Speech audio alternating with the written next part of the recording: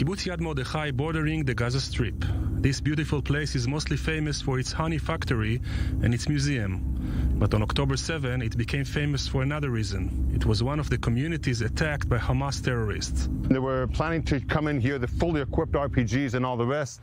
We have a small border police unit here, which happened to be away because that morning the number of rockets that were falling was enormous, together with a security team from the kibbutz, who also awake for many reasons, but one of them because a number of rockets that were falling, and they got calls from their friends from the Moshav and Netiv HaSara and from other kibbutzim saying there's a terrorist attack. So everybody was awake. As these six came close, the military, the police, the border police came down, and there was a gunfight. You can see all this was damaged by hand grenades. There's a pole over there with the RPG hit. This whole area, there was a gunfight that went on for 20-something minutes. The 12 terrorists were killed. The story of Yad Mordechai goes back to 1943. A group of Jewish activists moved from another kibbutz in the north. In 1948, during Israel's independence war, the kibbutz was attacked by Egyptian forces, which invaded the new state. The members of the kibbutz, together with a small unit from the Palmach, took these trenches which were here.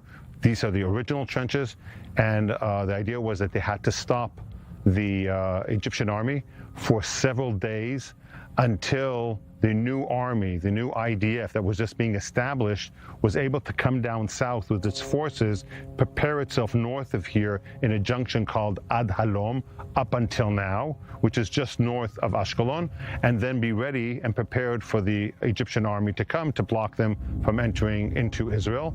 The name Yad Mordechai honors Mordechai Anilevich, the leader of the Warsaw Ghetto Uprising. The museum is also dedicated to this prominent event, which shaped the history of the Jewish people. On October 23, a rocket fell inside the museum, damaging the exhibition room, which models the bunker which was used by Anilevich and the Warsaw Ghetto Jewish Resistance Group in 1943.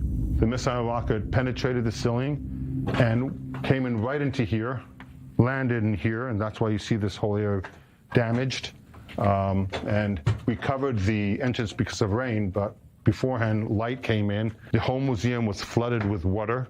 It hit the water system, and nobody knew from the kibbutz members that the museum was hit because we were in a wartime, and nobody was paying attention until several days went by and the water just flowed out of the museum.